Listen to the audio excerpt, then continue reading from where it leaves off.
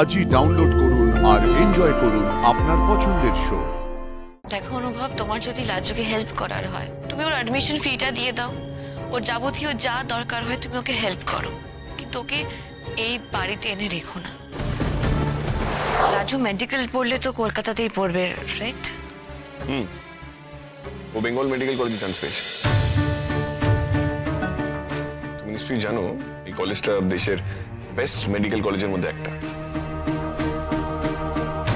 সুতরাং সেটা পড়ার সুযোগটা ছাড়া যায় না। কিন্তু তোমার কি প্ল্যান অনুভব? তুমি কি লাজুকে এই বাড়িতে থেকেই পড়তে বলেছো? না, বলিনি।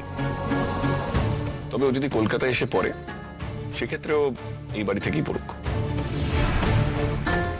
আই মিন হোস্টেলের থেকে সেটা আমার কাছে বেশি প্রেফারেবল। হোস্টেল থেকে পড়তে তো লাজুর কোনো সমস্যা হওয়ার কথা নয়। পরে নিশ্চয়ই পরে, কিন্তু যে এই শহরে অভ্যস্ত নয়, যে এই শহরের জীবন যাপন করতে অভ্যস্ত নয়, তার পক্ষে একটু প্রবলেমেটিক হয়ে যায়। এক একটা গ্রামের মেয়ের এই শহরে এসে নিজের জায়গা করার লড়াই,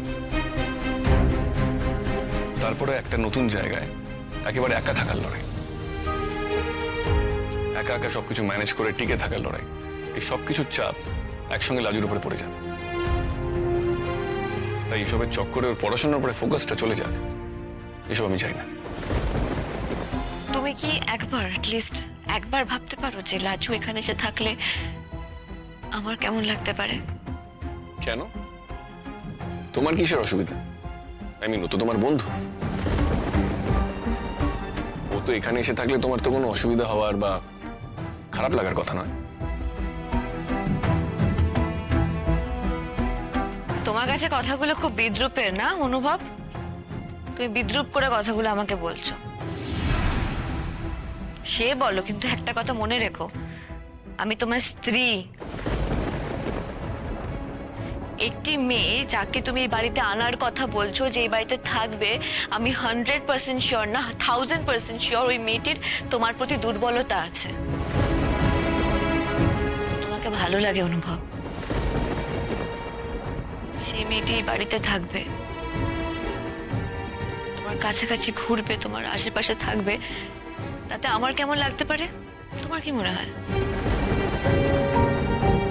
দেখো অনুভব, তোমার যদি লাজুকে হেল্প করার হয় অফকোর্স করো। তুমি তুমি ওর অ্যাডমিশন ফিটা দিয়ে দাও, ওর যাবতীয় যা দরকার হয় তুমি ওকে হেল্প করো, কিন্তু ওকে এই বাড়িতে এনে রেখো না। রিকোয়েস্ট, আমি রিকোয়েস্ট করছি তোমার কাছে। আমার না বড্ড হেল্পলেস লাগবে, আমার খুব ইনসিকিউর লাগবে। I hope you understand. তুমি বুঝতে পারছো অনুভব আমি কি বলছি? দেখো, লাজু কোনোদিন এই বাড়িতে আসবে না সেটাও বলেছে, ও হোস্টেলে থাকবে বলেছে, এমনকি কাউন্সিলিংয়েও ও সেটাই বলেছে। আই এম শিওর ও ভর্তি হওয়ার সময় সেটাই বলবে। কিন্তু হোস্টেল পাওয়া না পাওয়াটা কারোর হাতে নেই। দেখো, হোস্টেল তো পারে না, কিন্তু কলকাতার বাইরের স্টুডেন্টসরা বাড়তে পারে।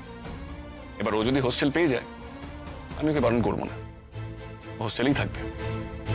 কিন্তু তাও যদি না হয়, ও যদি হোস্টেল না পায়, তখন সামান্য একটা হোস্টেল না পাওয়ার জন্য ডাক্তারি পড়া হবে না, সেটা আমি হতে দেবো না।